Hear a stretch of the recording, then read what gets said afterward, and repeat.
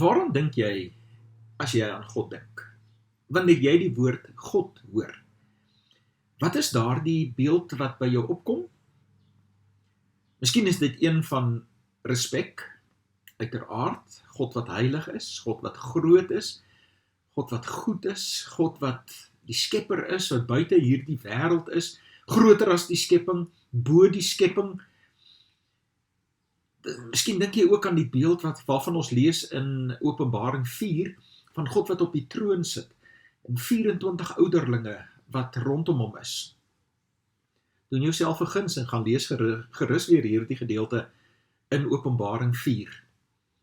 Miskien dink jy aan God, en dis ook reg as 'n mens daaraan dink dat God mens geword het in Jesus, en hoe Jesus hier op aarde geleef het, en met mense omgegaan het, en wat hy gedoen het, hoe hy mense gehelp het, hoe hy die woord van God gebring het, vir mense vertel het van God se koninkryk, wat in hom aangebreek het. Miskien dink jy aan God as die Heilige Gees, wat ook God is natuurlik. Die tekens van iets soos vuur en soos wind, wanneer ons aan die Heilige Gees dink. Maar daar is een aspek van God, wat ons natuurlik ook altyd aan moet dink. En dit is, dat God aan die werk is. Moet nooit die fout maak om te dink, dat God net op 'n troon sit, en dat ons hom moet dien nie. Natuurlik is dit ons 'n voorreg om hom te ken. Natuurlik is dit ons voorreg om hom te kan dien. Maar ons moet asseblief vir geen oomblik daaraan dink, dat God passief is. Dat God net wag, dat ons hom dien. Dis alwaaroor dit vir hom gaan. Nee, 1000 keer nee. God is die God wat aan die werk is. God is die God wat altyd aan die werk is. God slaap nie, God rus nie. Daar's nie een enkele oomblik van hierdie wêreld se bestaan wat God nie aan die werk is nie. Want as God hom sou onttrek, dit het ons mos nou al gesien ook in die psalms, dan is dit klaar met hierdie hele wêreld. Psalm 104 is baie duidelik daaroor.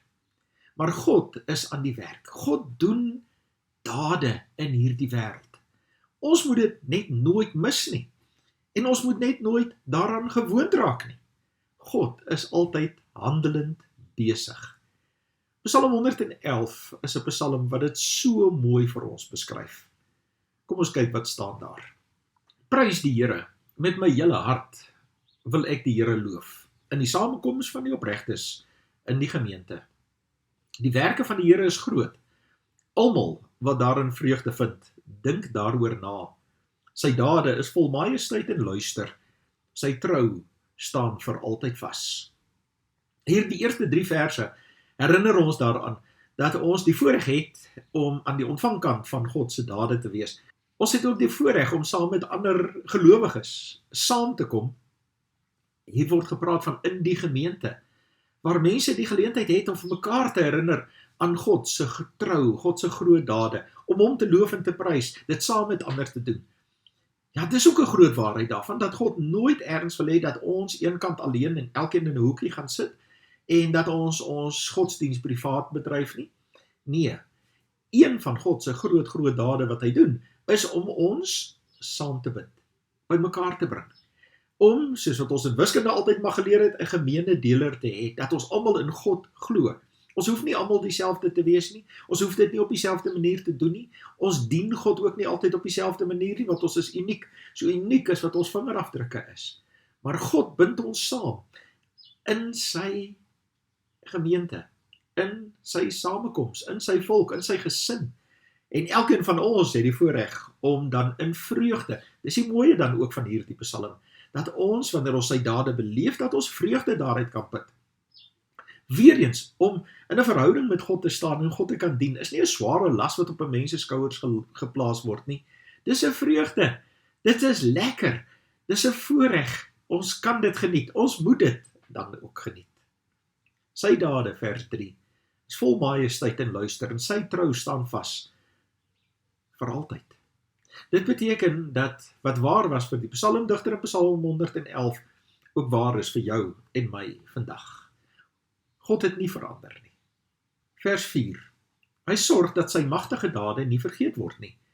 Genadig en barmhartig is die Here. Hy voed die wat hom dien. Hy hou sy verbond altyd in stand. Hy het sy volk die krag van sy dade laat ervaar. Hy het aan hulle die land van ander nasies gegee.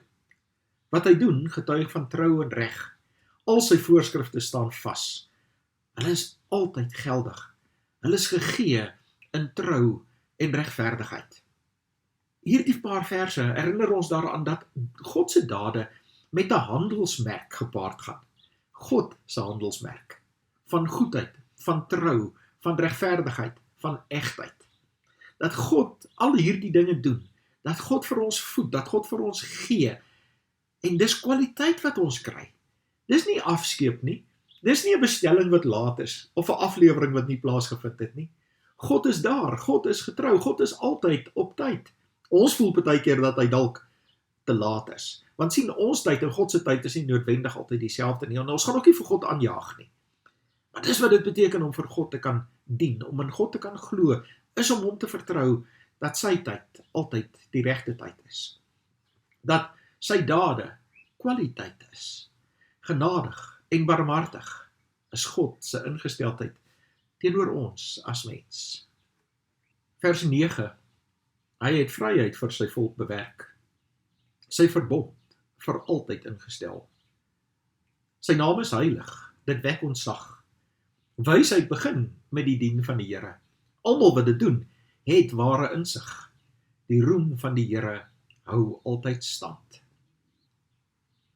Miskien besef ons dit nie altyd nie, maar God se dade perk ons nie in nie. Maar God se dade, sy reddingsdade, sy grootheid, sy betrokkenheid by ons in hierdie wêreld gee vir ons vryheid. Vryheid sodat ons vir hom kan dien op alle terreine. God word nie net in 'n bepaalde kompartement, dalk op 'n Sondagoggend of op 5 minute elke dag ergens in 'n stilte tyd vasgevang en dis die enigste wat ons dan van hom bewus is of hom dan aanbid of tyd met hom spandeer nie. Nee. God gee vir ons die vryheid om alles wat ons doen tot sy eer te doen. Alles wat ons doen, kan en moet ons tot eer van die Here doen. En daarom, wysheid begin met die dien van die Here. Dit is wat mense tog na soek. Is ek met iets sinsvols besig? Is ek met die regte dinge besig? Wanneer jy besig is om die Here te dien, wanneer jy besig is om te reageer op God se dade, dan is jy met die regte dinge besig.